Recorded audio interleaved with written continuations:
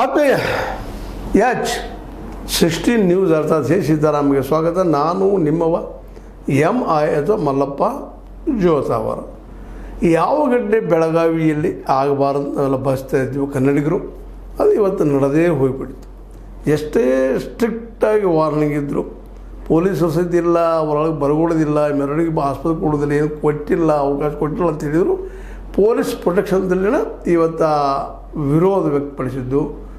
ನಮ್ಮದು ಜಾಲಾದ್ ಪಾಯ್ಜೆ ಬೆಳಗಾವಿ ಬೇಕು ಅನ್ನೋದು ಘೋಷಣೆ ಹೋಗಿದ್ದು, ಕಪ್ಪು ಪಟ್ಟಿಗಳನ್ನು ಹಾಕಿ MESದವರು ಒಂದು ಪ್ರತಿಭಟನೆ ಮಾಡಿದ್ದು ನಿಜವಾಗಿಯೂ ಒಂದಿಷ್ಟು ಇದು ಕನ್ನಡಿಗರಿಗೆ ಒಂದಿಷ್ಟು ನೋವಾಗುವಂಥ ವಿಷಯ, ಹರ್ಟ್ ಆಗುವಂಥ ವಿಷಯ ಅಂತೇಳಿ. ಸರ್ಕಾರ ಇದನ್ನು ಹೇಳಿತ್ತೋ ಇಲ್ಲವೋ, ಏನು ಮಾರ್ಗದರ್ಶನ ಮಾಡಿತ್ತೋ ಗೊತ್ತಿಲ್ಲ, ಆದರೆ ಪೊಲೀಸರು ಇದನ್ನು ಮಾಡಿದ್ರು. ಜೊತೆಗೆ ಇನ್ನೊಂದಿಷ್ಟು ನೋವಿನ ಕೆಲಸ ಏನಂದ್ರೆ, ಇಲ್ಲಿಯ ಪೊಲೀಸ್ ವ್ಯವಸ್ಥೆ ಒಬ್ಬ ಇನ್ಸ್ಪೆಕ್ಟರ್ ಇದ್ದಂಥವರು ಸಳಕೆ ಅನ್ನುತ್ತಿರುವಂಥ ಪುಂಡನ ಜೊತೆಗೆ MES ಪುಂಡನ ಜೊತೆಗೆ ಪುಂಡನ ಜೊತೆಗೆ ಸೆಲ್ಫಿ ತೆಗೆಸ್ಕೊಂಡೆ ಸಹಿತ ಇವತ್ತು ಜಾಲತಾಣದಲ್ಲಿ ಹರಿದಾಡಿ ಸಾಕಷ್ಟು ಟೀಕೆಗೆ ಒಳಗಾಗ್ಯದ.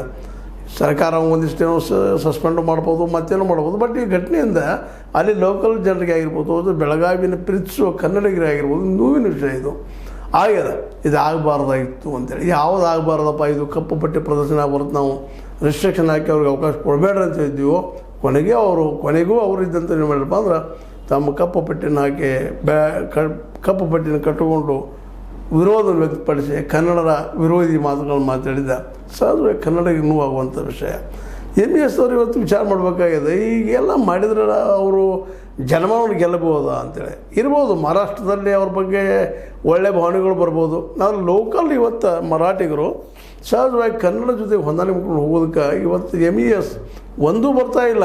ಇದು ಭಾಳ ಗಮನಿಸಬೇಕಾಗಿದೆ. ಮೊದಲಿಗೆ 6 ಬರ್ತಿದ್ರು, 6 ಕ್ಯಾಂಡಿಡೇಟ್ಗಳು ಆರಿಸ್ಕೊಂಡ್ಬರ್ತಾರೆ, MLಗಳು ಆರಿಸ್ಕೊಂಡ್ಬರ್ತಾರೆ MESನಿಂದ. ಈಗ ಅವ್ರು ಇಲ್ಲ, ತಿಳ್ಕೊಬೇಕಾಗಿತ್ತು ಅದನ್ನು, ಕನ್ನಡದ ಇಲ್ಲಿ ಡೆವಲಪ್ಮೆಂಟ್ಗಳು, ಇಲ್ಲಿಯ ವಿಚಾರಗಳನ್ನು. ಹೀಗಾಗಿ ಆ ಒಂದು ನೆಲೆಯಲ್ಲೇ ಈ MESದವರು ಅನಗತ್ಯವಾಗಿ ಇದನ್ನು ಪ್ರಾಬ್ಲಮ್ ಕ್ರಿಯೇಟ್ ಮಾಡ್ತಾ ಇರ್ತಾರೆ ಪ್ರತಿ ವರ್ಷ ಅಂತೇಳಿ.